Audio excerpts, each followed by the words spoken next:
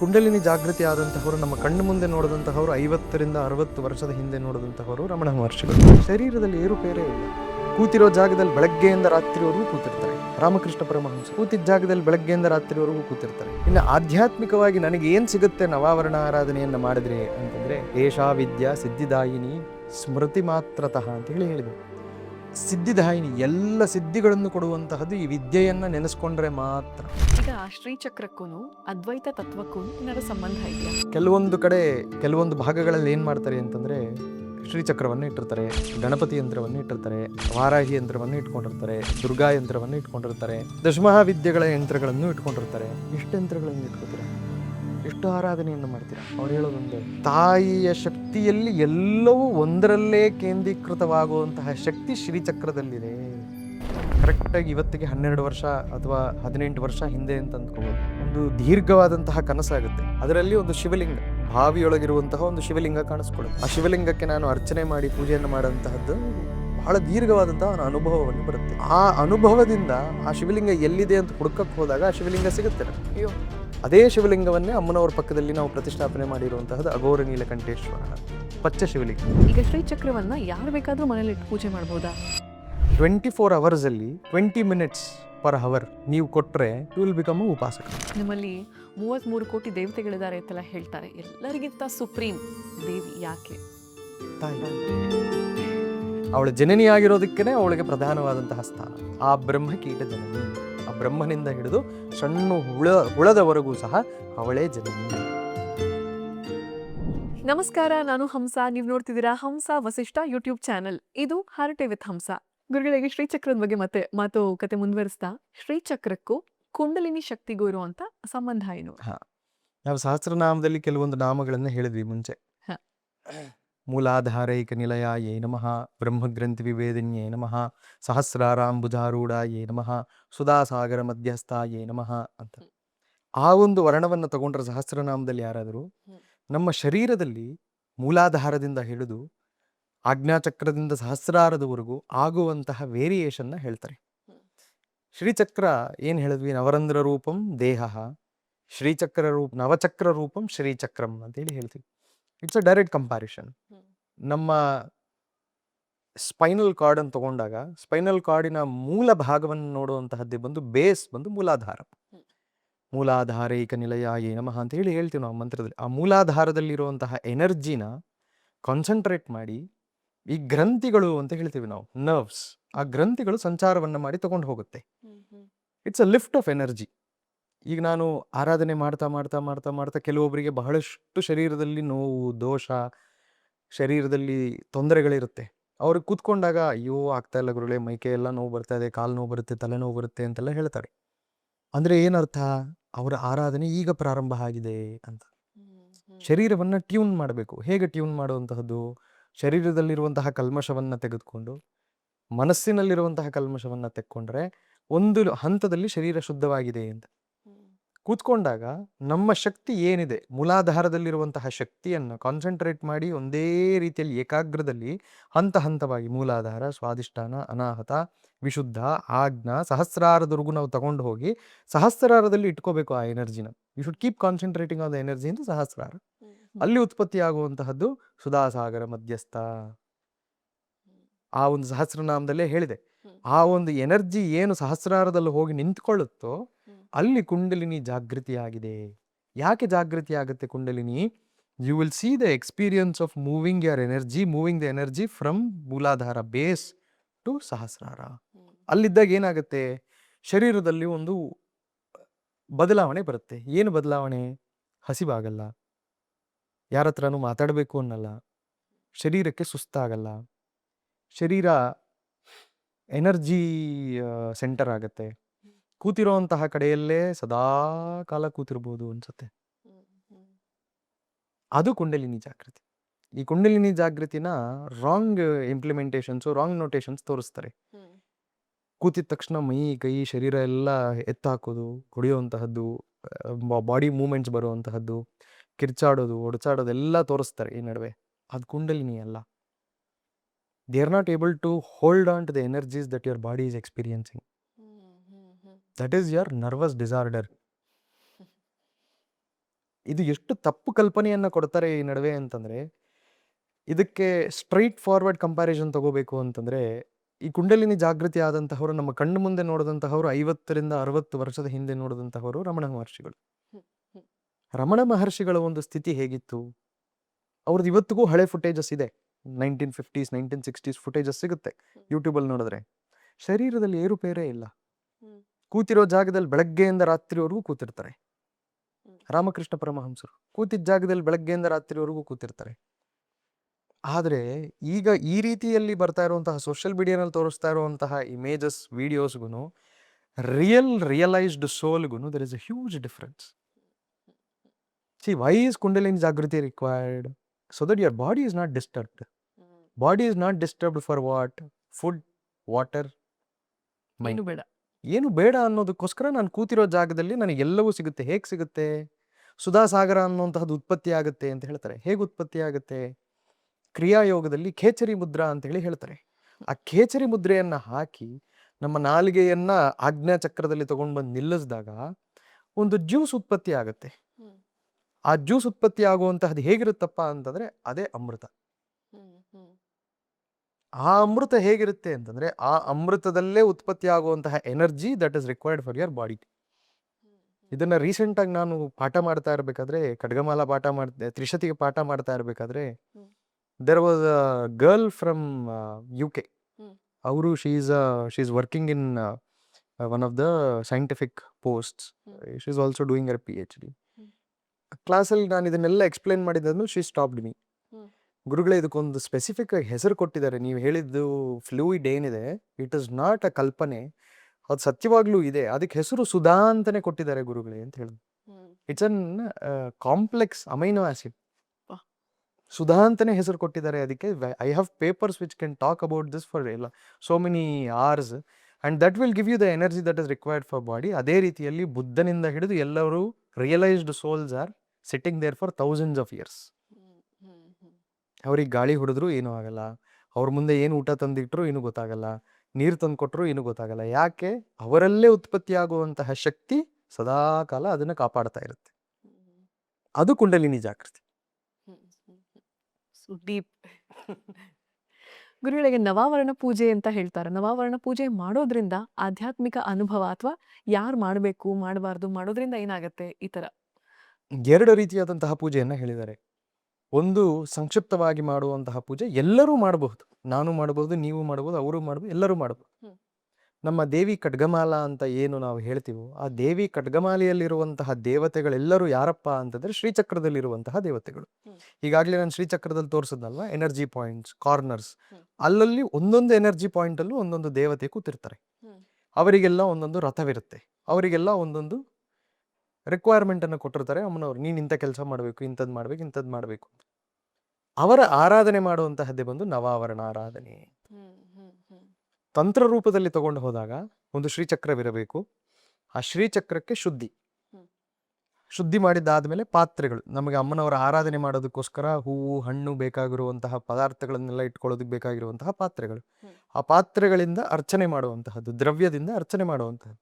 ಅರ್ಚನೆ ಮಾಡ್ತಾ ಇರಬೇಕಾದ್ರೆ 9 ಆವರಣಗಳನ್ನ, ಆ ಒಂದೊಂದು ಆವರಣದಲ್ಲಿರುವಂತಹ ದೇವತೆಯನ್ನ ಆರಾಧನೆ ಮಾಡುವಂತಹದ್ದೇ ಕೊನೆಯ ಆವರಣದ 1ನೇ ಆವರಣದಿಂದ 9ನೇ ಆವರಣದವರೆಗೂ ಹೋಗುವಂತಹದ್ದೇ ನವಾವರಣ ಆರಾಧನೆ ಅಂತೇಳಿ ಹೇಳ್ತಾರೆ. ಹ್ಮ್. ಇಂತಹ ಆರಾಧನೆ ಮಾಡೋದಕ್ಕೆ ಗುರು ಇರಬೇಕು, ಹ್ಮ್. ದೀಕ್ಷೆ ಆಗಬೇಕು, ಮಂತ್ರಗಳು ಆಗಿರಬೇಕು. ಹ್ಮ್. ಕೊನೇ ಭಾಗದಲ್ಲಿ ಕ್ರಿಯೆಗೆ ಬರುವಂತಹದ್ದು. ಅಲ್ಲಿವರೆಗೂ ಕ್ರಿಯೆ ಇಲ್ಲ. ಹ್ಮ್. ಆದರೆ ಖಡ್ಗಮಾಲೆಯನ್ನ ದೀಕ್ಷೆ ತಗೊಂಡು ಖಡ್ಗಮಾಲೆಯನ್ನ ಪಠಿಸಿ ಖಡ್ಗಮಾಲೆಯಿಂದ ಅರ್ಚನೆ ಮಾಡುವಂತಹದ್ದು ನವಾವರಣಕ್ಕೆ ಸಮಾನವಾದಂತಹ ಫಲವನ್ನ ಕೊಡುತ್ತೆ. ಹ್ಮ್. ಇನ್ನು ಆಧ್ಯಾತ್ಮಿಕವಾಗಿ ನನಗೆ ಏನು ಸಿಗುತ್ತೆ ನವಾವರಣ ಆರಾಧನೆಯನ್ನ ಮಾಡಿದ್ರೆ ಅಂತಂದ್ರೆ, ಏಷಾ ವಿದ್ಯಾ ಸಿದ್ಧಿದಾಯಿನಿ ಸ್ಮೃತಿ ಮಾತ್ರತಃ ಅಂತ ಹೇಳಿದೆ. ಸಿದ್ಧಿದಾಯಿನಿ, ಎಲ್ಲ ಸಿದ್ಧಿಗಳನ್ನು ಕೊಡುವಂತಹದ್ದು ಈ ವಿದ್ಯೆಯನ್ನ ನೆನೆಸ್ಕೊಂಡ್ರೆ ಮಾತ್ರ. ಹ್ಮ್. ಈ ವಿದ್ಯೆ ನೆನೆಸ್ಕೊಂಡಿದ್ದ ತಕ್ಷಣ ನನಗೆ ಸಕಲ ಸಿದ್ಧಿಗಳು ಆಗುತ್ತೆ. ಹ್ಮ್. ಹ್ಮ್. ಅಗ್ನಿ ವಾತ ಮಹಾಕ್ಷೋಭೆ ರಾಜ್ಞೋ ರಾಷ್ಟ್ರಸ್ಯ ವಿಪ್ಲವೆ. ಹ್ಮ್. ಅಗ್ನಿ ವಾತ ಮಹಾಕ್ಷೋಭಗಳಿಂದ ಬಂದಂತಹದ್ದನ್ನು ಸಹ ದೂರ ಮಾಡುತ್ತೆ. ಹ್ಮ್. ರಾಜ್ಞೋ ರಾಷ್ಟ್ರಸ್ಯ ವಿಪ್ಲವೆ. ತಸ್ಕರೇ ಲುಂಟನವೆಯೇ, ಹ್ಮ್. ಚೋರರು, ಹ್ಮ್. ಲುಂಟನೆ ಮಾಡುವಂತಹವರು ಎಲ್ಲರಿಂದಲೂ ಸಹ ದೂರ ಮಾಡುತ್ತೆ. ಅಪಸ್ಮಾರ ಜ್ವರವ್ಯಾಧಿ ಮೃತ್ಯೋನ್ಮಾದಿಜಯ ಭಯೇ. ಅಪಸ್ಮಾರ, ಎಪಿಲೆಪ್ಸಿ, ಮೃತ್ಯು, ಕಾಲ ಮೃತ್ಯು, ಘೋರ ಮೃತ್ಯು, ಅಘೋರ ಮೃತ್ಯು, 8 ಲಕ್ಷಣವಿದ ಮೃತ್ಯುಗಳು ಹೇಳಿದ್ರೆ ಆ ಮೃತ್ಯುಗಳಿಂದ ದೂರ ಮಾಡುತ್ತೆ.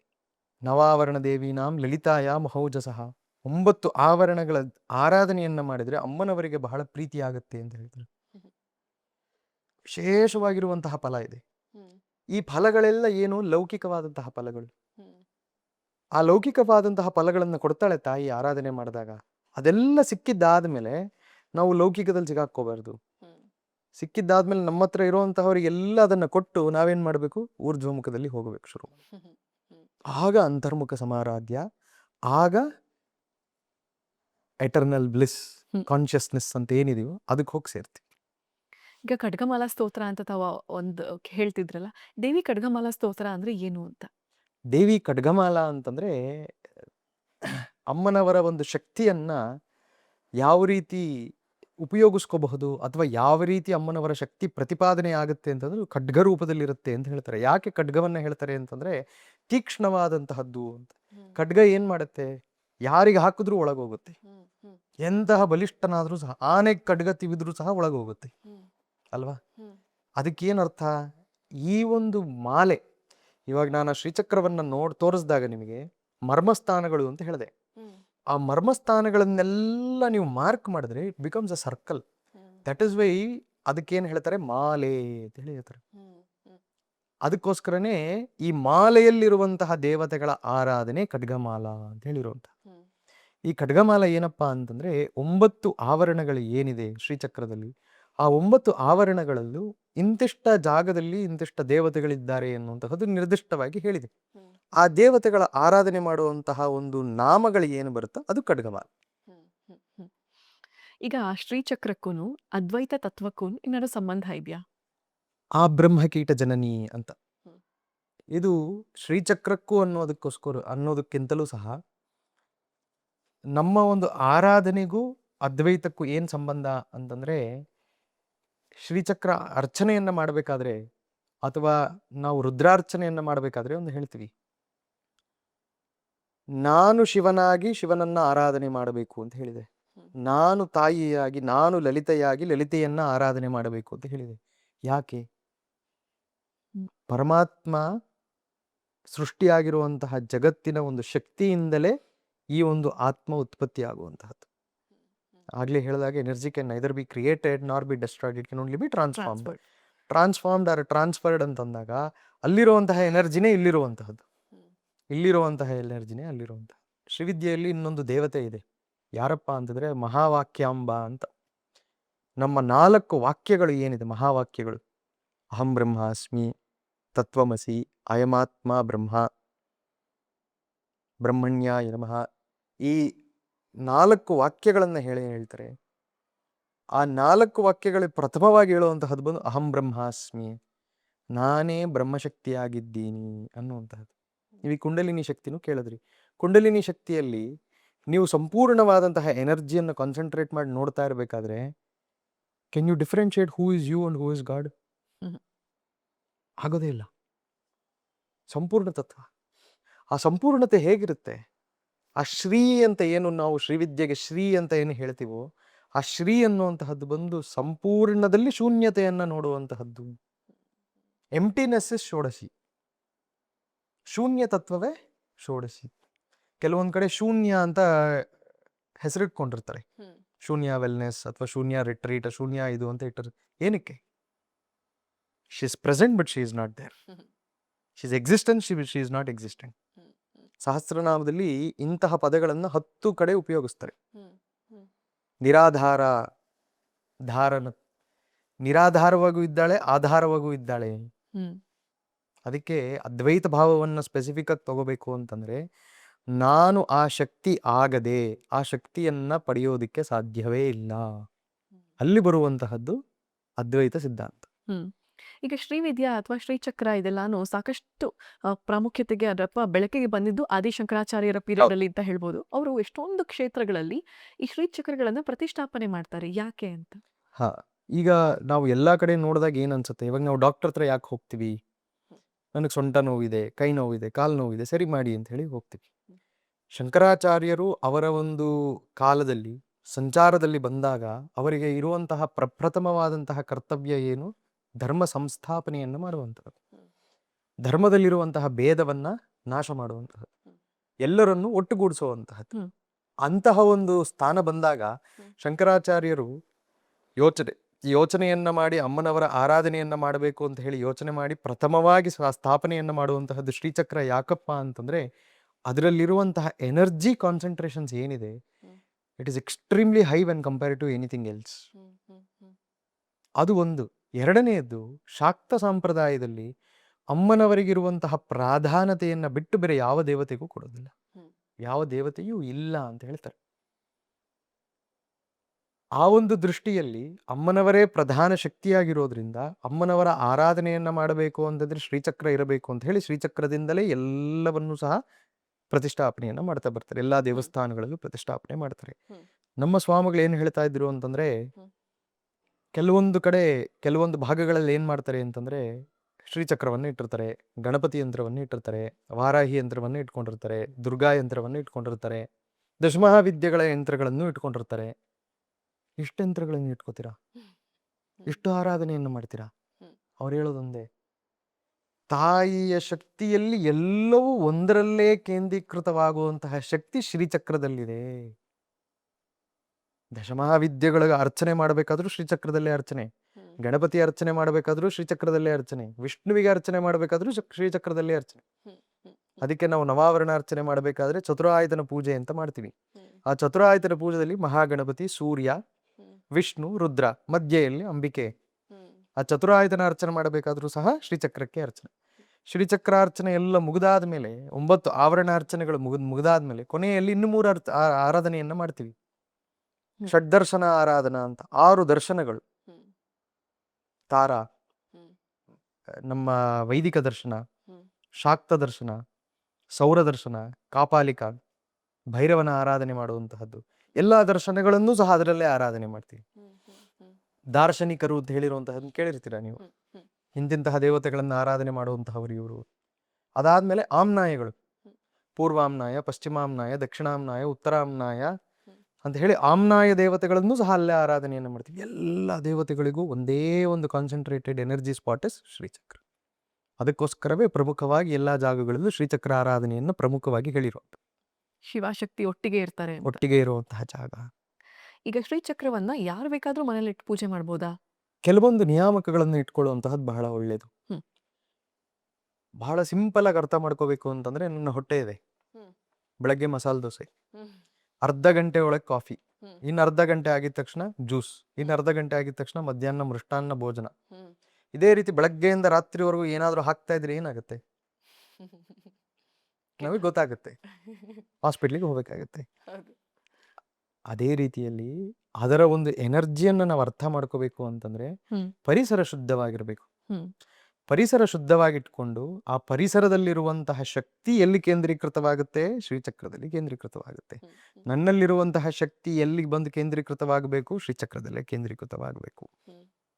ಮಾಂಸಾಹಾರವನ್ನ ಮಾಡದೆ, ಪ್ರಾಣಿ ಹಿಂಸೆಯನ್ನು ಮಾಡದೆ, ಇನ್ನ 4 ಜನಕ್ಕೆ ತೊಂದರೆಯನ್ನು ಕೊಡದೆ, ಭಕ್ತಿಯಿಂದ ಶ್ರದ್ಧೆಯಿಂದ ಆರಾಧನೆಯನ್ನ ಮಾಡ್ತೀನಿ ಅನ್ನುವಂತಹ ಜಾಗಗಳೆಲ್ಲವೂ ಸಹ ಶ್ರೀಚಕ್ರವನ್ನ ಇಟ್ಕೊಂಡು ಆರಾಧನೆಯನ್ನ ಮಾಡಬಹುದು. ಒಂದು ಇಂತಹ ಜಾಗಗಳಲ್ಲಿ ನಾನು ಶ್ರೀಚಕ್ರವನ್ನ ಇಟ್ಕೊಂಡು ಆರಾಧನೆ ಮಾಡ್ತಾ ಇದ್ದೀನಿ, ನನಗೆ ಫಲ ಬರ್ತಾ ಇಲ್ಲ, ಮಾಡ್ತಾ ಇಲ್ಲ, ಅಥವಾ ಈ ಶ್ರೀಚಕ್ರ ಆರಾಧನೆ ಮಾಡುವಂತಹ ಜಾಗಗಳಲ್ಲಿ ಇಂಥದ್ದೆಲ್ಲ ನನಗೆ ಬೇರೆ ಬೇರೆ ರೀತಿಯಾದಂತಹ ತೊಂದರೆಗಳು ಇದೆ ಅಂತಂದ್ರೆ ಮಾಡದೇ ಇರುವಂತಹದ್ದು ಬಹಳ ಒಳ್ಳೆಯದು. ಹೇಗೆ ಮಾಡಬೇಕು ಶ್ರೀಚಕ್ರಕ್ಕೆ ಆರಾಧನೆಯನ್ನ? ಅಂದ್ರೆ ಅದಕ್ಕೆ ಯಾರು ಪೂಜಾ ನಿಯಮಗಳಿದೆಯಾ? ಹೌದು, ಪೂಜಾ ನಿಯಮಗಳಿದೆ. ನಾವು ನಮ್ಮ ಪೀಠದಲ್ಲಿ ಖಡ್ಗಮಾಲ ಹಾಗೂ ಲಲಿತಾ ತ್ರಿಶತಿಯನ್ನ ಪಾಠವನ್ನ ಮಾಡ್ತೀವಿ. ಲಲಿತಾ ತ್ರಿಶತಿ ಹಾಗೂ ಖಡ್ಗಮಾಲ ಪಾಠವನ್ನ ಕಲ್ತ್ಕೊಂಡು ಅವರು ಷೋಡಶೋಪಚಾರ ಪೂಜೆಯನ್ನು ಹೇಳ್ಕೊಡ್ತೀವಿ. ಷೋಡಶೋಪಚಾರ ಪೂಜೆಯನ್ನ ತಿಳ್ಕೊಂಡು ಪ್ರತಿನಿತ್ಯವೂ ಅಮ್ಮನವರಿಗೆ ಆ ಶ್ರೀಚಕ್ರದಲ್ಲಿ ಷೋಡಶೋಪಚಾರ ಪೂಜೆಯನ್ನ ಮಾಡಬಹುದು. ಇಲ್ಲ, ನಾನು ಏನು ಮಾಡಲ್ಲ, ಸುಮ್ಮನೆ ಶ್ರೀಚಕ್ರವನ್ನು ತಗೊಂಡೋಗಿ ಇಟ್ಕೋತೀನಿ ಅಂತಂದ್ರೆ it will be a piece of paper, it will not have any energy. ಈಗ ನಮಗೆ ದೇವಿ ಸ್ತೋತ್ರ ಅಂದ ತಕ್ಷಣ ಎಲ್ರಿಗೂ ಪ್ರಖ್ಯಾತಿ ಹೊಂದಿರೋದು ಗೊತ್ತಿರೋದು ಲಲಿತಾ ಸಹಸ್ರನಾಮ. ಪ್ರತಿಯೊಬ್ಬರಿಗೂ ಅದರ ಪಠಣೆ ಮಾಡೋಕೆ ಬರೋದಿಲ್ಲ. ಇವಾಗಿನ ಕಾಲಮಾನದಲ್ಲಿ ಯಾರಿಗೂ ಅದನ್ನ ಹೇಳ್ಕೊಳ್ಳೋಕೆ ಟೈಮ್ ಆಗಲ್ಲ ಅಥವಾ ಕೇಳಿಸ್ಕೊಳ್ಳೋಕತ್ತಿಲ್ಲ. ಈ ಥರ ಎಲ್ಲ ಹೇಳೋರು, ದೇವಿಯ ಉಪಾಸನೆಯನ್ನ ಅಥವಾ ಆರಾಧನೆಯನ್ನ ಮಾಡಬೇಕು ಅಂತ ಇಷ್ಟಪಡೋರು ಏನ್ ಮಾಡ್ಬೋದು ಅಂತ ತಾವ್ ಹೇಳ್ಕೊಡೋದಾದ್ರೆ? ದೇವಿ ಆರಾಧನೆ ಮಾಡೋದಕ್ಕೋಸ್ಕರ ಬಹಳ ವಿಧವಾದಂತಹ ರೀತಿಗಳನ್ನ ಹೇಳಿದ್ದಾರೆ. ಹಾ. ಸಿಂಪಲ್ ಆಗಿ ನಾನು ನಮ್ಮ ಹತ್ರ ಬಂದಂಥವ್ರು ಎಲ್ಲರಿಗೂ ಹೇಳುವಂತಹದ್ದು ಏನು ಅಂದ್ರೆ, ಪ್ರತಿನಿತ್ಯ ಅಮ್ಮನವರನ್ನ ಆರಾಧನೆ ಮಾಡೋದು ಹೇಗೆ ಅಂತಂದ್ರೆ, ಕಣ್ಮುಚ್ಕೊಂಡು 10 ನಿಮಿಷಕ್ಕೆ ಒಂದು ಸರಿ ಅಮ್ಮ ಅಂತ ಕರಿ. ಶ್ರೀಮಾತ್ರೆ ನಮಃ ಸಹಸ್ರನಾಮದ ಮೊದಲನೇ ನಾಮಾವಳಿ.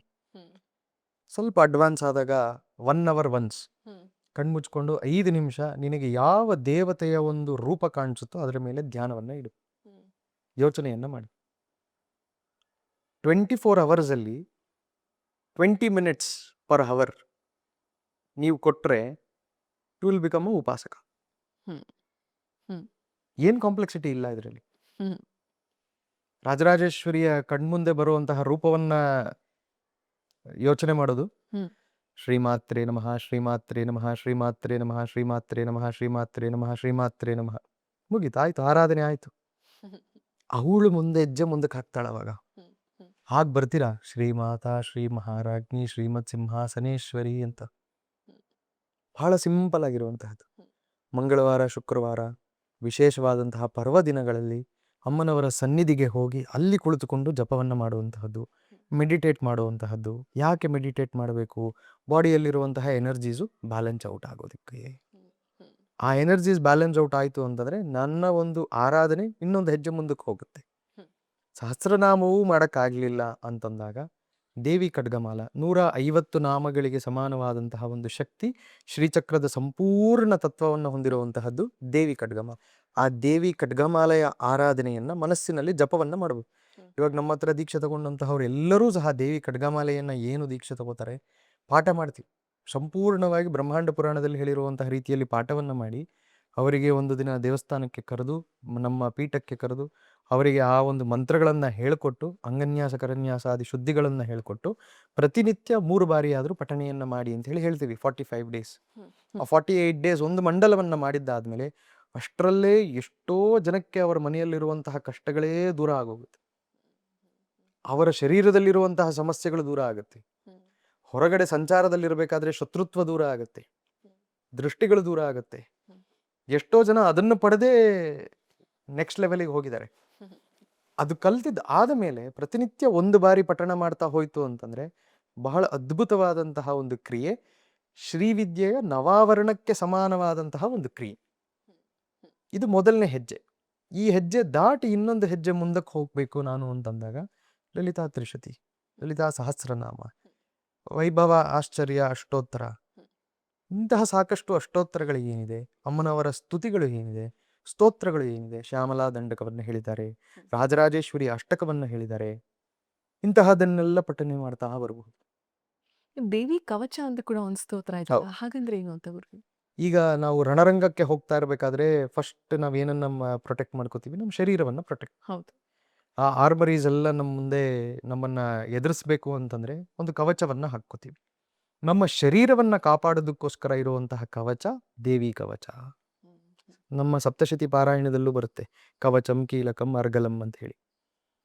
ಶ್ರೀವಿದ್ಯಾ ಸಂಪ್ರದಾಯದಲ್ಲೂ ಸಹ ಹೇಳಿ ತ್ರಿಪುರ ಸುಂದರಿ ಕವಚ ಸ್ತೋತ್ರ ಅಂತಾನೆ ಇದೆ. ಆ ತ್ರಿಪುರ ಸುಂದರಿ ಕವಚದಲ್ಲಿ ನೇತ್ರಾನ್ಮೇ ಪಾತು ತ್ರಿಪುರ ಸುಂದರಿ, ಹೃದಯಮ್ಮೇ ಪಾತು ಲಲಿತೆ ಅಂತ ಹೇಳಿ, ಷೋಡಶಿ ಅಂತ ಹೇಳಿ ಆ ನಮ್ಮ ಶರೀರದಲ್ಲಿರುವಂತಹ ಎಲ್ಲ ಅಂಗಾಂಗಗಳಿಗೂ ಸಹ ಇಂತಹ ದೇವತೆಯನ್ನ ನೇಮಕವನ್ನ ಮಾಡಿ ಆ ದೇವತೆ ಈ ಶರೀರವನ್ನ ಕಾಪಾಡಲಿ ಅಂತ ಹೇಳಿ ಪ್ರಾರ್ಥನೆಯನ್ನ ಮಾಡ್ತೀವಿ.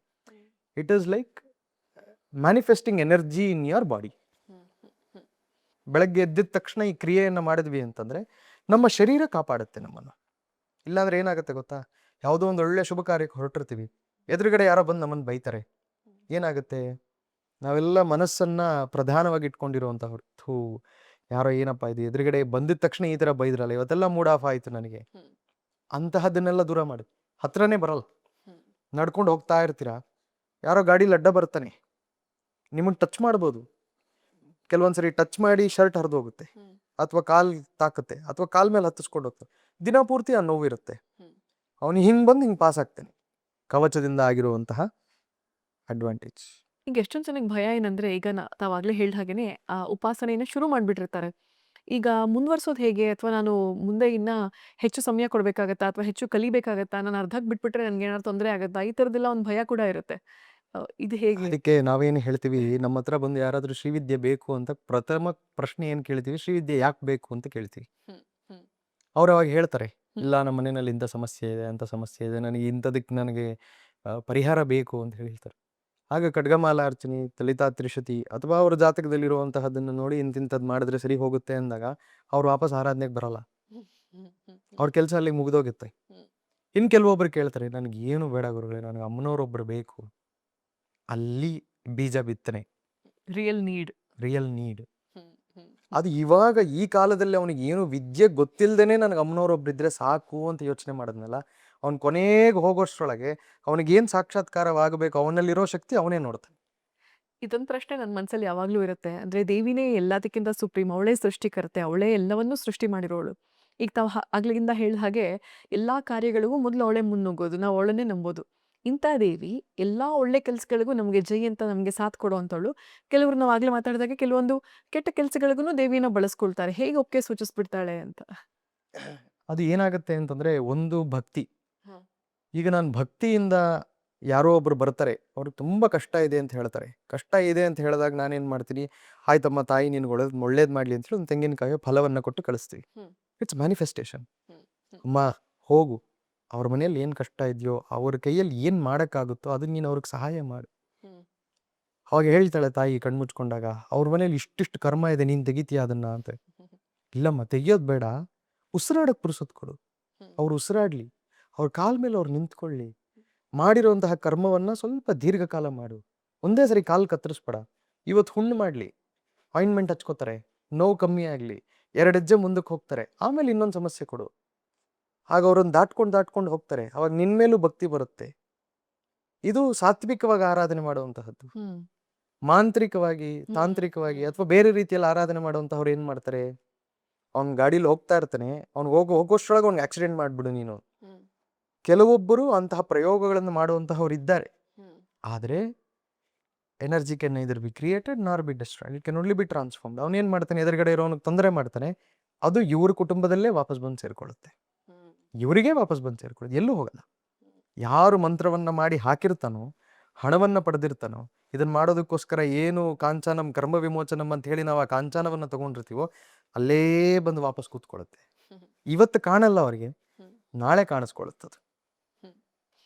ಈಗ ಎಷ್ಟೊಂದು ಜನ ಹೇಳ್ತಾರೆ, ಅಂದ್ರೆ ಈ ತರ ಶಕ್ತಿ ಉಪಾಸನೆ ಮಾಡ್ತಿರುವಾಗ ಅಥವಾ ದೇವಿಯನ್ನ ಸ್ತುತಿಸ್ತಿರುವಾಗ ಯಾವ್ದಾದ್ರು ಒಂದು ರೂಪದಲ್ಲಿ ದೇವಿ ಅವ್ರಿಗೆ ಒಂದು ಪ್ರಕಟಗೊಳ್ತಾಳೆ, ಒಂದು ಪುಟ್ಟು ಹೆಣ್ಣು ಮಗುವಿನ ರೂಪದಲ್ಲೋ ಅಥವಾ ಒಂದು ವಯಸ್ಸಾಗಿರುವಂತ ವೃದ್ಧೆಯ ರೂಪದಲ್ಲೋ ಒಂದು ಬಂದು ಆಶೀರ್ವಚನ ಕೊಡ್ತಾಳೆ ಅಂತ. ಆ, ತಮ್ಮ ಎಕ್ಸ್ಪೀರಿಯನ್ಸ್ ದೇವಿ ಜೊತೆಗೆ ಮತ್ತೆ ತಾವು ಹೇಗೆ ಸೈನ್ಸ್ ಟು ದೇವಿ ಉಪಾಸನೆಗೆ ಬಂದಿದ್ದು ಅಂತ. ಶ್ರೀಚಕ್ರದಲ್ಲಿ ಪ್ರಥಮಾವರಣದಲ್ಲಿ ಕೆಲವೊಂದು ದೇವತೆಗಳಿದ್ದಾರೆ. ಹ. ಅಣಿಮಾದಿ ಅಷ್ಟಸಿದ್ಧಿ ದೇವತಾಹ ಅಂತ. ಹ್ಮ್. ಅಣಿಮ, ಲಗಿಮ, ಗರಿಮ, ಮಹಿಮ, ಇಷಿತ್ವ, ವಶಿತ್ವ, ಪ್ರಾಕಾಮ್ಯ, ಸರ್ವಕಾಮ ಸಿದ್ಧಿ. ಈ ಸಿದ್ಧಿ ದೇವತೆಗಳ ಕೆಲಸ ಏನಪ್ಪಾ ಅಂತಂದ್ರೆ, ಯಾರ್ಯಾರು ಎಲ್ಲೆಲ್ಲಿ ಲಲಿತೆಯ ಆರಾಧನೆಯನ್ನ ಮಾಡ್ತಾರೆ, ಯಾರ್ಯಾರು ಎಲ್ಲೆಲ್ಲಿ ಲಲಿತೆಯ ಸ್ಮೃತಿಯನ್ನ ಮಾಡ್ತಾರೆ, ಅಲ್ಲಿ ಬಂದು ಅವ್ರು ನಿಂತ್ಕೊಂಡ್ಬಿಡ್ತಾರೆ. ಅವರು ಸಣ್ಣದಾಗ ಒಂದು ಉದಾಹರಣೆ ಕೊಡ್ತೀನಿ ನಿಮ್ಗೆ. ನಾವು ಮೊನ್ನೆ ಸ್ವರಕೈವಲ್ಯಂ ಕಾರ್ಯಕ್ರಮವನ್ನು ಮಾಡಿದ್ವಿ. ಹೌದು. ಒಂದು ಲೇಡಿ 2-3 ಡೇಸ್ ಆದ್ಮೇಲೆ ನನಗೆ ಫೋನ್ ಮಾಡಿದ್ರು, ಹ್ಮ್. ಗುರುಗಳ ಕಾರ್ಯಕ್ರಮ ಬಹಳ ಅದ್ಭುತವಾಗಿತ್ತು, ಒಂದೊಂದು ಆವರಣಕ್ಕೂ ಒಂದೊಂದು ಹೂವಿನ ವಾಸನೆ ಬಂತು ಗುರುಗಳೇ ನನಗೆ. ಒಂದು ಸಂಪಿಗೆ ಹೂವಿನ ವಾಸನೆ, ಒಂದರಲ್ಲಿ ಬಂದು ಮಲ್ಲಿಗೆ ಹೂವಿನ ವಾಸನೆ, ಇನ್ನೊಂದ್ರಲ್ಲಿ ಬಂದು ಮರುಗಾದವನದ ವಾಸನೆ. ಈ 9 ಆವರಣಗಳನ್ನು ನೀವು ಎಕ್ಸ್ಪ್ಲೈನ್ ಮಾಡ್ತಾ ಮಾಡ್ತಾ ಮಾಡ್ತಾ I could also feel that there is some energy which is lifting and I could sense that change in smell ಅಂತ ಹೇಳಿ ಹೇಳಿದ್ರು. ಇದು ಈ ಅಣಿಮಾದಿ ಅಷ್ಟಸಿದ್ಧಿ ದೇವತೆಗಳು ಮಾಡಿರುವಂತಹ ಕೆಲಸ. ಇನ್ ಕೆಲವೊಬ್ರಿಗೆ ಏನನ್ಸುತ್ತೆ, ಗೆಜ್ಜೆ ಶಬ್ದ ಕೇಳಿಸುತ್ತೆ. ಇನ್ ಕೆಲವೊಬ್ರು ಕೂತ್ಕೊಂಡಿರ್ತಾರೆ, ಆರಾಧನೆ ಮಾಡ್ತಾ ಇರ್ಬೇಕಾದ್ರೆ ಒಂಥರ ಗಾಳಿ ಪಾಸ್ ಆದಂಗೆ ಆಗುತ್ತೆ, ಯಾರೋ ಬಂದು ಹಿಂಗೆ ಮುಟ್ಟದಂಗೆ ಆಗುತ್ತೆ, ಯಾರೋ ಬಂದು ಮಾತಾಡ್ದಂಗೆ ಆಗುತ್ತೆ, ಬೆನ್ನಲ್ಲಿ ಬಂದು ಹಿಂಗೆ ಇಟ್ಕೊಂಡಂಗೆ ಆಗುತ್ತೆ, ಅಥವಾ ಹಿಂಗೆ ಮುಟ್ಟದಂಗೆ ಆಗುತ್ತೆ. ಇಂತಹ ಅನುಭವ ಸಾಕಷ್ಟು ನಡೆದಿದೆ ನಮಗೆ. ಯಾಕೆ, ನಾನು ನಮ್ಮ ಆದರ್ಶ ಒಂದಿನ ರಾತ್ರಿ ಮೈಸೂರಲ್ಲಿ ಅಮ್ಮನವ್ರ ದರ್ಶನ ಮಾಡ್ಕೊಂಡು ಹೊರಟು ಬರ್ತಾ ಇರ್ಬೇಕಾದ್ರೆ ಈ ರಿಂಗ್ ರೋಡ್ ಏನೋ ಆಗ್ತಾ ಇತ್ತು ಅವಾಗ. ಈ ಮೈನ್ ರೋಡ್ ಇವಾಗ ಏನಿದೆ ಅದಾಗ್ತಾ ಇತ್ತು. ಕನಕಪುರ ರೋಡಿಂದ ವಾಪಸ್ ಬರ್ತಾ ಇದ್ವಿ ನಾವು. ಅದು ಸಂಪೂರ್ಣ ರಾತ್ರಿ ಕಗ್ಗತ್ತಲೆ, ಅದು ಯಾರು ಓಡಾಡೋದಿಲ್ಲ, ಬಹಳ ಕಮ್ಮಿ. ಇಲ್ಲಿ 100% ಜನ 95% ಅದ್ರಲ್ಲಿ 5% ಇರ್ತಾರೆ. ಮಧ್ಯರಾತ್ರಿ ಏನಿಲ್ಲ ಅಂದ್ರೆ ಒಂದು 11-11:30 ಆಗಿತ್ತು ನಮಗೆ. ದಾರಿಯಲ್ಲಿ ಬರ್ತಾ ಇರ್ಬೇಕಾದ್ರೆ ಕಾರ್ ಪೂರ್ತಿ ಕ್ಲೋಸ್ ಆಗಿದೆ. ಅವನಿಗೆ ಪಾಠ ಹೇಳ್ಕೊಡ್ತಾ ಇದ್ದೆ ನಾನು. ಅದೊಂದು ಅಭ್ಯಾಸ ಇದೆ, ಎಲ್ಲಾದ್ರೂ ಹೋದ್ರೆ ಪುಸ್ತಕ ತಗೊಂಬ, ನಾನು ಗಾಡಿ ಓಡಿಸ್ಬೇಕಾದ್ರೆ ಪಾಠ ಹೇಳ್ತೀನಿ. ಖಡ್ಗಮಾಲ ಪಾಠ ಹೇಳ್ತಾ ಇರ್ಬೇಕಾದ್ರೆ ಅಲ್ಲಿ ಸಂಪಿಗೆ ವಾಸನೆ ಆ ಕಾಡಲ್ಲಿ. ರಾತ್ರಿ 12:30ಗೆ ನಾನು ಮಲಗಿದ್ದೀನಿ ಮನೆಯಲ್ಲಿ, ಹಾಲಲ್ಲಿದ್ದಾರೆ ನಮ್ಮ ಮನೆಯಲ್ಲಿ, ವಿಭೂತಿ ವಾಸನೆ. ಇದೆಲ್ಲ ಚಮತ್ಕಾರಗಳು ತೋರಿಸ್ತಾರೆ. ಯಾಕೆ? Humans also require some manifestation, reinstation of energy, saying that ಇದೆ ಅನ್ನೋದಕ್ಕೆ ನಮ್ಗೊಂದು ಸಣ್ಣದಕ್ಕೆ ಸುಳಿವು ಹುಡುಕ್ತಾ ಇರುತ್ತೆ. ಆ ಸುಳಿವೇ ಇದೆಲ್ಲ. ಸತ್ಯ ಇದು. ತಮ್ಮನ್ನ ಹೇಗೆ ದೇವಿ ಉಪಾಸನೆ ಕಡೆಗೆ ಕರ್ಕೊಂಡು ಬಂದದ್ದು ಅಂತ. ಅಮ್ಮನವರು ಸಣ್ಣ ವಯಸ್ಸಿನಿಂದಲೂ ಸಹ ಆರಾಧನೆ ಮಾಡಬೇಕು ಅನ್ನುವಂತಹದ್ದು ಒಂದು ಯೋಚನೆ ಅನ್ನುವಂತಹದ್ದಿತ್ತು. ನನಗೆ ಬದಲಾವಣೆ ಆಗಿದ್ದೆಲ್ಲ ಎಲ್ಲಿಂದ ಅಂತಂದ್ರೆ, ನಾನು ಒಂದು 12th ಸ್ಟ್ಯಾಂಡರ್ಡ್ BSc MSc ಮಾಡಿರೋಂಥ ಅಲ್ಲಿ ಮಾಡ್ತಾ ಇರಬೇಕಾದ್ರೆ ಒಂದು ದಿನ ಕರೆಕ್ಟಾಗಿ ಇವತ್ತಿಗೆ 12 ವರ್ಷ ಅಥವಾ 18 ವರ್ಷ ಹಿಂದೆ ಅಂತ ಅಂದ್ಕೋಬೋದು, ಒಂದು ದೀರ್ಘವಾದಂತಹ ಕನಸಾಗುತ್ತೆ. ಅದರಲ್ಲಿ ಒಂದು ಶಿವಲಿಂಗ, ಬಾವಿಯೊಳಗಿರುವಂತಹ ಒಂದು ಶಿವಲಿಂಗ ಕಾಣಿಸ್ಕೊಳ್ಳುತ್ತೆ. ಆ ಶಿವಲಿಂಗಕ್ಕೆ ನಾನು ಅರ್ಚನೆ ಮಾಡಿ ಪೂಜೆಯನ್ನು ಮಾಡುವಂತಹದ್ದು ಬಹಳ ದೀರ್ಘವಾದಂತಹ ಒಂದು ಅನುಭವವನ್ನು ಬರುತ್ತೆ. ಆ ಅನುಭವದಿಂದ ಆ ಶಿವಲಿಂಗ ಎಲ್ಲಿದೆ ಅಂತ ಹುಡುಕಕ್ಕೆ ಹೋದಾಗ ಆ ಶಿವಲಿಂಗ ಸಿಗುತ್ತೆ ನಮ್ಗೆ. ಅಯ್ಯೋ. ಅದೇ ಶಿವಲಿಂಗವನ್ನೇ ಅಮ್ಮನವರ ಪಕ್ಕದಲ್ಲಿ ನಾವು ಪ್ರತಿಷ್ಠಾಪನೆ ಮಾಡಿರುವಂತಹದ್ದು ಅಘೋರ ನೀಲಕಂಠೇಶ್ವರ, ಪಚ್ಚ ಶಿವಲಿಂಗ. ಅಲ್ಲಿಂದ ಶುರುವಾದಂತಹದ್ದು ಒಳಗಡೆ ಇದ್ದಂತಹ ಒಂದು ಶಕ್ತಿಯನ್ನ, ಒಳಗಡೆ ಇದ್ದಂತಹ ಆಧ್ಯಾತ್ಮಿಕತೆಯನ್ನ ಹೊರಗಡೆ ತಂದಂತಹವನು ಪರಮೇಶ್ವರ ಮೊದಲಿಗೆ. ಆ ಪರಮೇಶ್ವರನ ಆರಾಧನೆಯಿಂದ ಪ್ರಾರಂಭ ಆಗಿ ಅಮ್ಮನವರ ಆರಾಧನೆಯಲ್ಲೇ ಬಂದಿರೋ ನಮ್ಮ ಗುರುಗಳು ಸಣ್ಣ ವಯಸ್ಸಿಂದಲೇ ಹೇಳ್ಕೊಟ್ಟಿರುವಂತಹದ್ದನ್ನೆಲ್ಲ ಮಾಡಿ ಅವರು ಅಕಾಲವಾಗಿ ಮರಣವನ್ನ ಹೊಂದಿದ್ರು. ತದನಂತರ ಒಂದು ದಿನ ನಾನು ಈಗ ಭುವನೇಶ್ವರಿ ಪೀಠಂ ಅಂತ ಏನು ಚೆನ್ನೈಯಲ್ಲಿರುವಂತಹ ವಿಮಲಾನಂದ ಭಾರತಿ ಭರದ್ವಾಜ ಸ್ವಾಮಿಗಳು ನನ್ನ ಗುರುಗಳು, ಶ್ರೀವಿದ್ಯಾ ಗುರುಗಳು. ಸ್ವಪ್ನದಲ್ಲಿ ನಾನು ಇಂಥ ಜಾಗದಲ್ಲಿ ಇದ್ದೀನಿ ಅಂತ ಹೇಳಿ ನನಗೂ ಭಾಸವಾಗುತ್ತೆ, ಅವ್ರಿಗೂ ಭಾಸವಾಗುತ್ತೆ. ಅವರು ಆ ವಿಚಾರವನ್ನು ಒಂದು ವಿಡಿಯೋನಲ್ಲಿ ಮಾತಾಡಿದ್ದಾರೆ. ಅಲ್ಲಿ ಹೋದಾಗ ಅವಿನಾಭಾವ ಸಂಬಂಧ, ಶ್ರೀವಿದ್ಯೆಯಲ್ಲಿ ಮೊದಲಿಗೆ ಶಿಷ್ಯ ಲಕ್ಷಣ ಅನ್ನುವಂತಹದ್ದನ್ನೇ ಹೇಳಿದೆ. ಶಿಷ್ಯ ಹೇಗಿರಬೇಕು, ಶಿಷ್ಯನನ್ನು ತಗೊಳ್ಳುವಂತಹದ್ದಕ್ಕೆ ಯೋಗ್ಯತೆ ಇದೆಯಾ ಅನ್ನುವಂತಹದ್ದು ಯೋಚನೆ ಮಾಡ್ತಾರೆ. ಗುರು ಲಕ್ಷಣ ಅನ್ನುವಂತಹದ್ದು ಇದೆ. ಅಂತಹ ಸಮಯದಲ್ಲಿ ನಾನು ಒಳಗಡೆ ಹೋಗಿದ ತಕ್ಷಣ ಆಶ್ರಮದಲ್ಲಿ ಮಣಿ ಅಂತಿದ್ರು, ಅವರನ್ನು ಕರೆದು ಒಂದು ದೊಡ್ಡ ಬುಟ್ಟಿ ತುಂಬ ಹೂವು ಕೊಟ್ಟು ಹೊರಗಡೆ ನಿಮ್ಮ ಪರಮಗುರುಗಳ ಅಧಿಷ್ಠಾನವಿದೆ, ಹೋಗಿ ಅರ್ಚನೆ ಮಾಡು ಅಂತಂದ್ರು. ನನಗೆ ಅಲ್ಲಿಗೆ ಶಾಕ್ ಆಯ್ತು. ನನಗೆ ಆಶ್ರಮದಲ್ಲಿ ಬಂದಂತಹವರು ಗುರುಗಳನ್ನು ದರ್ಶನ ಮಾಡ್ಕೊಂಡು ಹೋಗೋದೇ ಕಷ್ಟ, ಮಾತಾಡೋದು 2 ನಿಮಿಷ ಮಾತಾಡೋದು ಇನ್ನೊಂದು ಕಷ್ಟ. ಹೋಗಿ ಕೂತಿದ ತಕ್ಷಣ ಹತ್ರ ಕೂರಿಸ್ಕೊಂಡು ಮಾತಾಡಿ ಒಂದು ಲೋಟ ಬಿಸಿ ಕಾಫಿ ಕೊಟ್ಟು, ಅಲ್ಲಿಂದ ಬಂದಿದ್ಯಾ ಬೆಂಗಳೂರಿಂದ, ಹೋಗು ತಗೋ ಒಂದು ಬುಟ್ಟಿ ತುಂಬ ಹೂವು ತಗೋ, ಹೋಗಲ್ಲಿ ತಗೋ, ನೀನು ಅರ್ಚನೆ ಮಾಡು ಅಂತ ಹೇಳಿ ಅಧಿಷ್ಠಾನದಲ್ಲಿ ಅರ್ಚನೆ ಮಾಡ್ತಾ ಇದ್ದೀನಿ. ನಾನು ಸುಮಾರು ಒಂದು 9:45ಗೆ ಅರ್ಚನೆ ಶುರು ಮಾಡಿದವನು, 12:45ಗೆ ಹೊರಗೆ ಬಂದ್ರು ಅವರು. ನಾ ಹೇಳೋವರೆಗೂ ನೀನು ಬರಬಾರ್ದು ಅಂದ. ಸರಿ ಬಾರೋ ಅಂತಂದ್ರು. ಒಳಗೆ ಕರ್ಕೊಂಬಂದು ಕೂರಿಸ್ಕೊಂಡ್ರು. ಮತ್ತೆ ಮಣಿ ಮೇಲೆ ಪೋಯಿ ಪಾದಕೆ ಇಡ್ತನ್ವಾ ತಮಿಳಲ್ಲಿ, ಪಾದಕೆ ತಗೊಂಡ್ಬಂದಿದ ತಕ್ಷಣ ಅವನ ತಲೆ ಮೇಲೆ ಪಾದಿಕೆಯನ್ನು ಇಟ್ಟು ಅಲ್ಲೇ ನನಗೆ ಶ್ರೀವಿದ್ಯೆ ದೀಕ್ಷೆಯನ್ನು ಕೊಟ್ಟರು. ಯಾಕೆ ಅಂತ ನನಗೇನು ಗೊತ್ತಿಲ್ಲ. ನಾ ಹೋಗಿದ್ದು ಗುರುಗಳನ್ನು ನೋಡಬೇಕು ಅಂತ. ಹೋದ ಕ್ಷಣದಲ್ಲೇ ದೀಕ್ಷೆಯನ್ನು ಕೊಟ್ಟಂತಹ ಮಹಾತ್ಮರು. ಯಾಕೆ ಅಂತಂದ್ರೆ ತದನಂತರ ಹೇಳ್ತಾರೆ, ಅಮ್ಮನವರು ಸ್ವಪ್ನದಲ್ಲಿ ಬಂದು ಹೇಳಿದ್ರು, ಇಂತಹ ಒಬ್ಬ ಹುಡುಗ ಬರ್ತಾನೆ, ಅವನಿಗೆ ನೀನು ಇವತ್ತು ದೀಕ್ಷೆ ಕೊಡಬೇಕು. ಅಯೋಮಯವಾದಂತಹ ಒಂದು ಸನ್ನಿವೇಶ. ಅಲ್ಲಿಂದ 2ನೇ ವರ್ಷಕ್ಕೆ ಪೂರ್ಣ ದೀಕ್ಷೆಯಾಗಿ ಸಂಪೂರ್ಣ ಶ್ರೀವಿದ್ಯೆಯನ್ನು ಕೊಟ್ಟು ಸ್ವಪ್ರಕಾಶಾನಂದನಾಥ ಅಂತ ಹೇಳಿ ನಾಮಕರಣವನ್ನು ಮಾಡ್ತಾರೆ. ಆ ನಾಮಕರಣಕ್ಕೆ ಮುಂಚೆಯೇ ಅವರಿಗೆ ಮತ್ತೆ ಇನ್ನೊಂದ್ಸರಿ ಸ್ವಪ್ನವಾಗಿ ಅಮ್ಮನವರು ಇಲ್ಲಿ ಬಂದು ಪ್ರತಿಷ್ಠಾಪನೆ ಆಗಬೇಕು ಅಂತ ಹೇಳಿ ಸೂಚನೆಯನ್ನು ಕೊಡ್ತಾ ಇದ್ದಾರೆ ಅಂತ ಹೇಳಿ, 2 ಸರಿ ಪ್ರತಿಷ್ಠಾಪನೆ ಆಗೋದಕ್ಕೆ ಇದು ಮನೆ ಆಗಲ್ಲ ಅಂತ ಹೇಳಿ ನಾವೆಲ್ಲ ಮಾತುಕತೆ ಆದರೂ ಸಹ, ಇಲ್ಲ ಇದು ಅಮ್ಮನವರ ಸ್ಥಾನ, ಅಮ್ಮನವರು ಬರಲೇಬೇಕು ಅಂತ ಹೇಳಿ ಅವರು ಆರಾಧನೆ ಮಾಡಿರುವಂತಹ ವಿಗ್ರಹ ಇಲ್ಲಿ ಪ್ರತಿಷ್ಠಾಪನೆಯನ್ನು ಮಾಡ್ತಾರೆ. ಅವರೇ ಚೆನ್ನೈಯಿಂದ ಎಲ್ಲ ಪರಿಕರಣಗಳನ್ನು ತಗೊಂಡ್ಬಂದು ಅಮ್ಮನವರ ಆರಾಧನೆಯನ್ನು ಮಾಡಿ ಪ್ರತಿಷ್ಠಾಪನೆಯನ್ನು ಮಾಡ್ತಾರೆ. ಮತ್ತೆ ಅಮ್ಮನವರಿಗೆ 48ನೇ ದಿನ ಅಭಿಷೇಕವನ್ನ ಮಾಡಬೇಕು ಅಂತೆಲ್ಲ ಆಗಿ ಅಭಿಷೇಕವೆಲ್ಲ ಆಗುತ್ತೆ. ಮಧ್ಯರಾತ್ರಿ 3 ಗಂಟೆಗೆ ಎದ್ದು ಹೇಳ್ತಾರೆ. ಮತ್ತೆ ಅವ್ರು ರೂಮಲ್ಲಿ ಮಲಗಿದ್ದಾರೆ, ನಾ ಹಾಲಲ್ಲಿ ಇದೇ ಥರ ಹೊರಗಡೆ ಮಲಗಿದ್ದೀನಿ. ಏನಾದರೂ ಬೇಕಾಗುತ್ತೆ ಮಾಡುತ್ತೆ. ಡೇ என்ன பண்ற ಅಂತ. ಇಲ್ಲ ಗುರುಗಳೇ, ನಂಗೆ ಸುಸ್ತಾಗಿದೆ, ಮಲ್ಕೊಂಬಿಟ್ಟಿದ್ದೀನಿ. ಅಡ ಪೈತ್ಯಮೇ ಅಂತ, ಹುಚ್ಚ ಅಂತ. ಏನಾಯ್ತು ನಿನ್ಗೆ? ಏನಿಲ್ಲ, ನನಗೆ ಗೊತ್ತಾಗ್ಲಿಲ್ಲ. ನಮ್ಮ ಪರಮೇಷ್ಠಿ ಗುರುಗಳು ಕುಟ್ರಾಲ ಮೌನಸ್ವಾಮಿಗಳು ಬಂದು ಅಮ್ಮನವರ ಅರ್ಚನೆ ಮಾಡ್ತಾ ಇದ್ದಾರೆ ಕಣೋ ಇಲ್ಲಿ ರಾಜರಾಜೇಶ್ವರಿಗೆ. ಇಲ್ಲಿರುವಂತಹ ಹೆಸರು ನಾವು ಅಮ್ಮನವ್ರಿಗೆ ನಾಮಧೇಯ ಇಟ್ಟಿದ್ದು ಮೊದಲ 48 ದಿನ ರಾಜರಾಜೇಶ್ವರಿ ಅಂತ. ಅದಾದ ಮೇಲೆ ಬದಲಾವಣೆ ಮಾಡಿರುವಂತಹದ್ದು ಸಿದ್ದೇಶ್ವರಿ, ರಾಜರಾಜೇಶ್ವರಿ. ಅದರಿಂದ ಅವರು ಆರಾಧನೆ ಮಾಡುವಂತಹ ದೇವಿ ಸಿದ್ದೇಶ್ವರಿ ಕಣೋ. ಸಿದ್ದೇಶ್ವರಿ ರಾಜರಾಜೇಶ್ವರಿ ಅಂತ ಹೇಳಿ ನೀನು ಅವತ್ತಿಂದ ಅಮ್ಮನವರಿಗೆ ನಾಮಕರಣ ಮಾಡು ಅಂತ ಹೇಳಿ 48ನೇ ದಿನ ಸಿದ್ದೇಶ್ವರಿ ರಾಜರಾಜೇಶ್ವರಿ ಅಂತ ನಾಮಕರಣ ಆಗುತ್ತೆ. ಇದಾದ ಮತ್ತಿನ್ನೊಂದು ಸ್ವಲ್ಪ ದಿನಗಳಲ್ಲಿ ಅಮ್ಮನವರನ್ನ ಟೆರೆಸ್ ಅಲ್ಲಿ ಪ್ರತಿಷ್ಠಾಪನೆ ಮಾಡಿದ್ವಿ, ಫಸ್ಟ್ ಫ್ಲೋರ್ ಅಲ್ಲಿ. ಮತ್ತೆ ಇಬ್ಬರಿಗೂ ಸ್ವಪ್ನವಾಗಿ ಒಂದು ದೊಡ್ಡ ಬುಟ್ಟಿ ತುಂಬಾ ಹೂವು ಕೊಟ್ಟು ನನ್ನ ಇಲ್ಲಿ ಕೂರ್ಸಪ್ಪ ನೀವಿಬ್ರು ಅಂತ ಹೇಳಿ ಮತ್ತೆ ಅಮ್ಮನವರನ್ನ ಕೆಳಗಡೆ ಪ್ರತಿಷ್ಠಾಪನೆಯನ್ನ ಮಾಡಿ ಆ ಜಾಗ ಸಂಪೂರ್ಣವಾಗಿ ನಾವಿದ್ದಂತಹ ಜಾಗ ಸಂಪೂರ್ಣವಾಗಿ ಅಮ್ಮನವರಿಗೆ ಅರ್ಪಣೆಯನ್ನ ಮಾಡಿ ಆ ಪೇಪರ್ಸ್ ಅನ್ನು ಅಮ್ಮನವ್ರ ಮುಂದೆ ಇಟ್ಟು ಇದು ನಿನ್ನ ಸ್ಥಾನ, ನೀನೇ ನೋಡ್ಕೋ ಅಂತ ಹೇಳಿ ಅಲ್ಲಿ ಈಗ ಸಿದ್ದೇಶ್ವರಿ ರಾಜರಾಜೇಶ್ವರಿ ಅಂತ ಹೇಳಿ ಒಂದು ಪೀಠವನ್ನ ಮಾಡಿ ಅಮ್ಮನವರ ಆರಾಧನೆ ನಡೀತಾ ಬರ್ತಾ ಇದೆ. ಗುರುಗಳೇ, ನನ್ನ ಕೊನೆಯ ಪ್ರಶ್ನೆ ಏನಂದ್ರೆ, ನಮ್ಮಲ್ಲಿ 33 ಕೋಟಿ ದೇವತೆಗಳಿದ್ದಾರೆ ಅಂತೆಲ್ಲ ಹೇಳ್ತಾರೆ. ಎಲ್ಲರಿಗಿಂತ ಸುಪ್ರೀಂ ದೇವಿ ಯಾಕೆ? ತಾಯಿ. ಸಹಸ್ರನಾಮದಲ್ಲಿ ನಾನು ಒಂದೇ ಒಂದು ಪ್ರತಿ ಸರಿ ಹೇಳುವಂತಹದ್ದಿದೆ, ಶ್ರೀಮಾತ್ರೇ ನಮಃ. ಸಹಸ್ರನಾಮದಲ್ಲಿ 1000 ನಾಮಾವಳಿ ಇದೆ.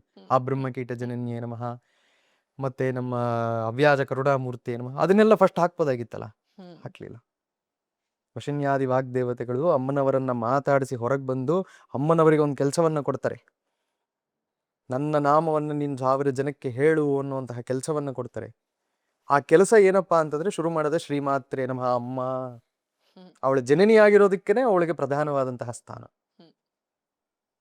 ಅದಕ್ಕೆ ಹೇಳುವಂತಹದ್ದು ಯತ್ರ ನಾರ್ಯಸ್ತು ಪೂಜ್ಯಂತೆ ರಮಂತೆ ತತ್ರ ದೇವತಾಹ ಅಂತ. ಬೇರೆ ಏನು ಅದಕ್ಕೆ ಎಕ್ಸ್ಪ್ಲನೇಷನ್ನೇ ಬೇಡ. ತಾಯಿ ಅನ್ನುವಂತಹ ಒಂದು ಪದದಿಂದಲೇ ಅವಳಲ್ಲಿ ಕೂತಿರುವಂತಹದ್ದು. ಆ ಬ್ರಹ್ಮ ಕೀಟ ಜನನಿ, ಆ ಬ್ರಹ್ಮನಿಂದ ಹಿಡಿದು ಸಣ್ಣ ಹುಳದವರೆಗೂ ಸಹ ಅವಳೇ ಜನನಿ. ಈಗ ಇಷ್ಟೆಲ್ಲ ಕೇಳಿಸ್ಕೊಂಡ್ಮೇಲೆ ತಮ್ಮನ್ನ ಭೇಟಿ ಮಾಡಬೇಕು ಅನ್ನೋಂಥ ಹಂಬಲ ಸಾಕಷ್ಟು ಜನಕ್ಕಿರುತ್ತೆ. ಕಾಮೆಂಟ್ಸ್ ಅಲ್ಲಿ ಕೇಳ್ತಾರೆ, ನನ್ನ ಗುರುಗಳನ್ನ ಭೇಟಿ ಮಾಡಬೇಕು, ನಂಬರ್ ಕೊಡಿ, ಅವರ ವಿಳಾಸ ತಿಳಿಸಿ ಅಂತ. ತಮ್ಮನ್ನ ಭೇಟಿ ಮಾಡಬೇಕು ಅಥವಾ ಶ್ರೀವಿದ್ಯೆ ಬಗ್ಗೆ ತಮ್ಮಿಂದ ಏನಾದ್ರು ತಿಳ್ಕೊಳ್ಬೇಕು, ಕಲಿಬೇಕು ಅಂತೆಲ್ಲ ಇರೋರು ಏನ್ ಮಾಡಬೇಕು? ನಂಬರನ್ನ ಕೊಟ್ಟಿರ್ತೀವಿ, ಆ ನಂಬರ್ಗೆ ಮೆಸೇಜ್ ಮಾಡಲಿ. ಮೆಸೇಜ್ ಮಾಡಿದ್ರೆ ಅವರಿಗೆ ಸಾಕಷ್ಟು ಇನ್ಫಾರ್ಮೇಶನ್ ಅಲ್ಲಿ ಬರುತ್ತೆ. Adarsh is the key point of all the contacts. ಅವನನ್ನು ಮಾತಾಡ್ಬೋದು ಅಥವಾ ನಮ್ಮನ್ನು ಮಾತಾಡ್ಬೋದು. ಆ ನಂಬರನ್ನು ಕೊಟ್ಟಿರ್ತೀವಿ. ನಂಬರಿಗೆ ಮೆಸೇಜ್ ಮಾಡಿದ್ರೆ, ಫೋನ್ ಪಿಕ್ ಮಾಡಲಿಲ್ಲ, ಮೆಸೇಜ್ ಮಾಡಿದ್ರೆ ಇಮಿಡಿಯೇಟಾಗಿ ರಿಪ್ಲೈ ಮಾಡ್ತೀವಿ. ಖಡ್ಗಮಾಲಾ ತ್ರಿಶತಿಯನ್ನ ತಿಂಗಳು ಪಾಠ ಮಾಡ್ತಾ ಇದ್ದೀವಿ. ಶ್ರೀವಿದ್ಯೆ ಆಸಕ್ತಿ ಇರುವಂತಹವ್ರಿಗೆ ನಾವು ಹೇಳುವಂತಹದ್ದು ಏನು ಅಂತಂದ್ರೆ, ಮೊದಲಿಗೆ ಒಂದು ಹೆಜ್ಜೆ ಮುಂದೆ ಇಟ್ಟು ನಾನು ನಿಂತ್ಕೊಳ್ಳಬಲ್ಲೆನಾ ಅನ್ನುವಂತಹದ ಟೆಸ್ಟ್ ಅನ್ನು ನೀವು ತಗೋಬೇಕು. ಖಡ್ಗಮಾಲೆ ಪಾಠವನ್ನ ಮಾಡಿಕೊಂಡು 48 ಡೇಸ್ ಪಾರಾಯಣವನ್ನ ಮಾಡಿ, ತ್ರಿಶತಿಯನ್ನ ಪಾಠ ಪಡ್ಕೊಂಡು 48 ಡೇಸ್ ಪಾರಾಯಣವನ್ನ ಮಾಡಿ. ಇವೆರಡು 48 ಡೇಸ್ ದಾಟಿದ್ದೀರಾ ಅಂತಂದ್ರೆ ಒಂದು ಭಾಗ ನಾನು ದಾಟಿದ್ದೀನಿ. ಆ 48 ಡೇಸ್ ಅಲ್ಲಿ ನಮ್ಮ ಶರೀರದಲ್ಲಾಗುವಂತಹ ಏರುಪೇರು, ನಮ್ಮ ಪರಿಸರದಲ್ಲಾಗುವಂತಹ ಏರುಪೇರನ್ನ ನೋಡ್ತೀವಿ. ಶ್ರೀವಿದ್ಯೆಯಲ್ಲಿ ಒಂದು ಮಂತ್ರದೀಕ್ಷೆಯನ್ನ ಕೊಟ್ಟರು ಅಂತಂದ್ರೆ ಅನುಷ್ಠಾನ ಚಂದ್ರಿಕಾ ಅಥವಾ ಪುರಶ್ಚರಣ ಚಂದ್ರಿಕಾ ಅನ್ನುವಂತಹ ಗ್ರಂಥಗಳಲ್ಲಿ ಏನು ಹೇಳ್ತಾರೆ ಅಂತಂದ್ರೆ ಅಕ್ಷರ ಲಕ್ಷ ಜಪವನ್ನ ಹೇಳ್ತಾರೆ. ಈ ಗಣಪತಿ ಮಂತ್ರದಲ್ಲಿ 25 ಅಕ್ಷರ ಇದೆ ಅಂತ ನಾವು ಒಂದು ಯೋಚನೆ ಮಾಡಿದ್ರೆ 25 ಲಕ್ಷ ಜಪ ಮಾಡಬೇಕು. ಹೇಗ್ ಮಾಡಕ್ಕಾಗತ್ತೆ? ಶರೀರ ನಿಲ್ಲಲ್ಲ. It is like directly touching the transformer card. ಆಗಲ್ಲ. ಅದಕ್ಕೆ ಈ ಮೊದಲನೇ ಭಾಗವನ್ನ ಮುಗಿಸ್ಕೊಂಡ್ರೆ ಎರಡನೇ ಭಾಗವನ್ನ ಮಹಾಗಣಪತಿಯ ಮಂತ್ರದಿಂದ ಹಿಡಿದು ಷೋಡಶಿ ಮಂತ್ರದವರೆಗೂ ಅವರಿಗೆ ಹಂತ ಹಂತವಾಗಿ ಹೇಳ್ಕೊಡುವಂತಹ ಕ್ರಿಯೆಗಳನ್ನ ಮಾಡ್ತೀವಿ. ಆದರೆ ಪ್ರಮುಖವಾಗಿ ನಾನು ಇಲ್ಲಿ ಎಲ್ಲರಿಗೂ ಹೇಳುವಂತಹದ್ದು ಏನಪ್ಪಾ ಅಂತಂದ್ರೆ ಪೇಷನ್ಸ್. ತಾಳ್ಮೆಯಿಂದ ಕಾಯ್ಬೇಕು. ತಾಳ್ಮೆಯಿಂದ ಕಾದ್ವಿ ಅಂತಂದ್ರೆ ಯಾವುದನ್ನ ಬೇಕು ಅಂದ್ಕೋತೀವೋ ಅದು ಸಾಕ್ಷಾತ್ಕಾರವಾಗಿ ಅವಳು ಕೊಟ್ಟೆ ಕೊಡ್ತಾಳೆ. ಗುರುಗಳು ಎಷ್ಟು ಸಮಯ ಕೊಟ್ಟು ನಮಗೆ ಶ್ರೀಚಕ್ರದ ಬಗ್ಗೆ, ದೇವಿ ಬಗ್ಗೆ ಇಷ್ಟೆಲ್ಲಾ ವಿಚಾರಗಳನ್ನ ತಿಳಿಸ್ಕೊಟ್ಟಿದ್ದೀರಾ. ತುಂಬ ಹೃದಯದ ಧನ್ಯವಾದಗಳು ತಮಗೆ. ಶ್ರೀಮಾತ್ರೇ ನಮಃ. ನಮ್ಮ ಸಿದ್ದೇಶ್ವರಿ ರಾಜರಾಜೇಶ್ವರಿ ಅಮ್ಮನವರಿಗೆ ಸುಮಾರು 2.5 ಕೋಟಿಯಿಂದ 3 ಕೋಟಿಯಷ್ಟು ಲಲಿತಾ ತ್ರಿಶತಿಯ ಪಾರಾಯಣವನ್ನು ಮಾಡಿದ್ದೀವಿ. ಈಗ ಮನೆ ಮನೆಗೂ ಹೋಗಿ ಅಮ್ಮನವರ ವಿಗ್ರಹವನ್ನು ತಗೊಂಡು ಹೋಗಿ ಲಕ್ಷಾರ್ಚನೆಯನ್ನ ಮಾಡ್ತಾ ಇದ್ವಿ. 108 ಕಡೆ ಲಕ್ಷಾರ್ಚನೆಯನ್ನ ಮಾಡಿದ್ರೆ 1 ಕೋಟಿ ಆಗುತ್ತೆ.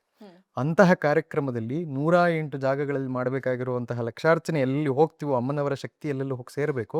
ಇಂತಹ ಒಂದು ಶ್ರೀಚಕ್ರವನ್ನ ನಾವೇ ಖುದ್ದಾಗಿ ಕುಳಿತುಕೊಂಡು ಅವನ ಹತ್ರ ಎಲ್ಲಾ ಕೋಣಗಳು ಕರೆಕ್ಟಾಗಿ ಬರಬೇಕು ಅಂತ ಹೇಳಿ ದೋಷವಿಲ್ಲದೆ ಮಾಡಿಸಿರುವಂತಹ ಒಂದು ಶ್ರೀಚಕ್ರ. ಇದು ಅಮ್ಮನವರ ಒಂದು ಆಶೀರ್ವಾದ ಸದಾ ನಿಮಗೂ ಹಾಗೂ ನಿಮ್ಮ ಧಾರ್ಮಿಕ ಜರ್ನಿಯಲ್ಲಿ ಇರಲಿ ಅಂತ ಹೇಳಿ ನಾನು ಪ್ರಾರ್ಥನೆಯನ್ನು ಮಾಡ್ತೀನಿ ಗುರುಗಳೇ.